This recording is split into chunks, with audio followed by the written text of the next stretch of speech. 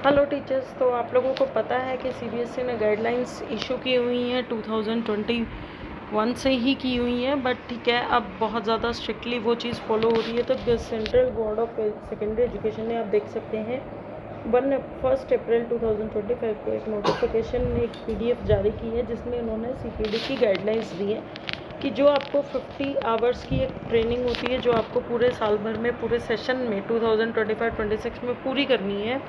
इस बार उन्होंने, last year तो क्या था कि आप किसी तरह भी ऑफलाइन हो या ऑनलाइन हो, किसी भी टॉपिक पे हो, आप कर सकते हैं। तो अब इन्होंने उसको प्रॉपरली कैटेगराइज किया है कि आप किस तरीके से कितने घंटे की क्या ट्रेनिंग ले सकते हैं, वो यहाँ पर मेंशन है।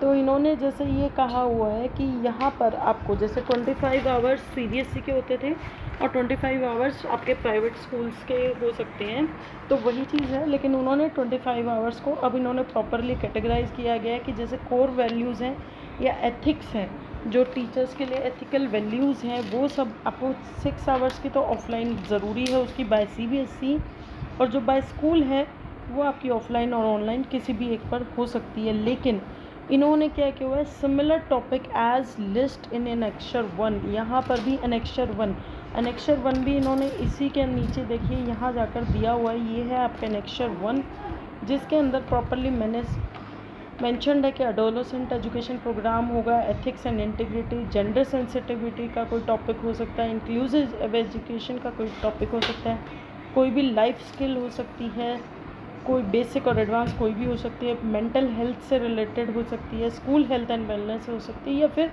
वैल्यू एजुकेशन से रिलेटेड हो सकती है। तो ये सब आपके डोमेन 1 में आती है। मतलब इन्होंने बाकायदा मेंशन किया कि अगर आप इंक्लूसिव एजुकेशन का कोई टॉपिक कर रहे हैं तो वो सिर्फ आप 12 घंटे का कर सकते हैं, 2 दिन का ही। ऐसा नहीं है कि आप 25 के 25 घंटे सिर्फ इंक्लूसिव एजुकेशन की ही जो है ट्रेनिंग पूरी कर रहे हैं। तो यहाँ पर इस बार इन्होंने ये कैटेगराइज किया है, तो टीचर्स को ध्यान रखना पड़ेगा कि उन्हें मैक्सिमम 6 आवर्स की ही ये चीज़ ट्रेनिंग करनी है। आप चाहें तो 12 घंटे की कर सकते हैं, बट जो मिनिमम रिक्वायरमेंट है वो 6 आवर्स की है। उसके बाद है नॉलेज एंड प्रैक्टिस पे आपको खर्च करने हैं 24 घंटे, जिनमें से 16 घंटे तो आपके होने चाहिए सीबीएसई के और 8 घंटे होने चाहिए आपके स्कूल की साइड से। उस 8 घंटे में से भी इन्होंने कैटेगराइज किया गया कि 6 घंटे की आपकी ऑफलाइन यानी 1 डे ट्रेनिंग 100% ऑफलाइन होनी चाहिए, बाकी 2 घंटे की आप ऑफलाइन कर भी सकते हैं या फिर ऑनलाइन भी कर सकते हैं।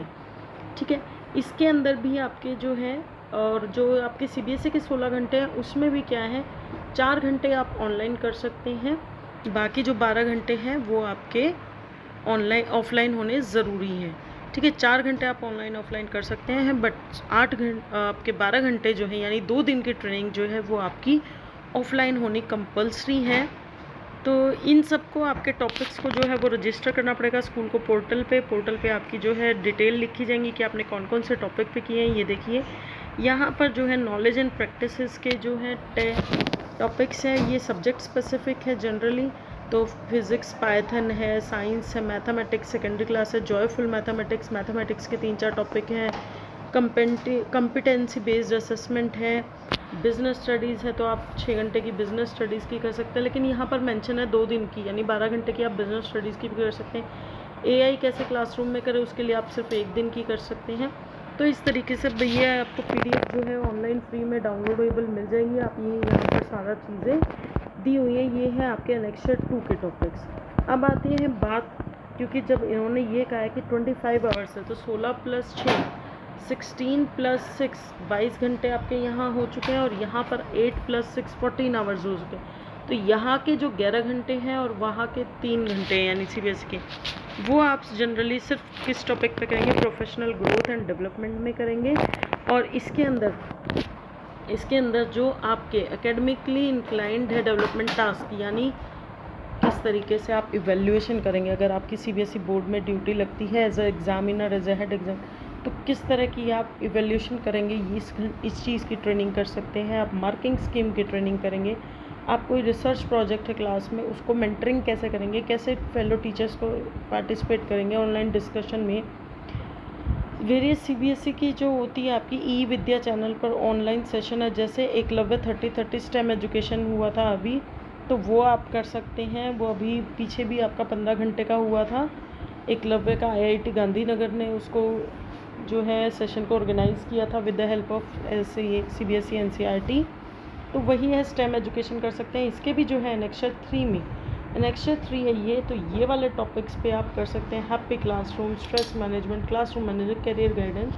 तो ये आपके डोमेन 3 के टॉपिक हैं। आप इन्हीं में से किसी एक टॉपिक पर जाकर या 2 टॉपिक पर जाकर अपने 3 घंटे और उधर जो आपके स्कूल के हैं वो आपके 11 आवर्स कंप्लीट कर सकते हैं। तो this is strictly following, CBSE ने कहा है कि प्री स्कूल्स इस चीज़ का ध्यान रखें एंड टीचर्स सारे इस चीज़ का ध्यान रखें कि CPD की जो गाइडलाइंस हैं उनको इस बार इस तरीके से कैटेगराइज करके, तो मतलब जितने भी स्कूल्स हैं उनको अब, पहले वो इन हाउस ट्रेनिंग्स नहीं कराते थे बट अब उनके लिए भी ज़रूरी है कि जो 25 आवर्स स्कूल के हैं ये स्कूल की रिस्पॉन्सिबिलिटी बनती है कि वो अपने टीचर्स की ये वाली जो है ट्रेनिंग्स पूरी कराएं और कोशिश करें कि ऑफ़लाइन कराएं, ऑनलाइन कम कराएं। ऑफ़लाइन से ये होगा कि उनकी जो है एक प्रॉपर हैंड ऑन प्रोजेक्ट हो जाता है और काफ़ी अच्छा जो है लर्निंग सीखने को होती है। Thanks for watching. I hope you find this in knowledge as a wonderful helpful. आपको ये PDF गूगल पे सर्च करेंगे तो आपको इजीली मिल जाएगी CPD गाइडलाइंस। मैं भी इसका डायरेक्ट लिंक आपको दे दूँगी डिस्क्रिप्शन बॉक्स में। Thanks for watching.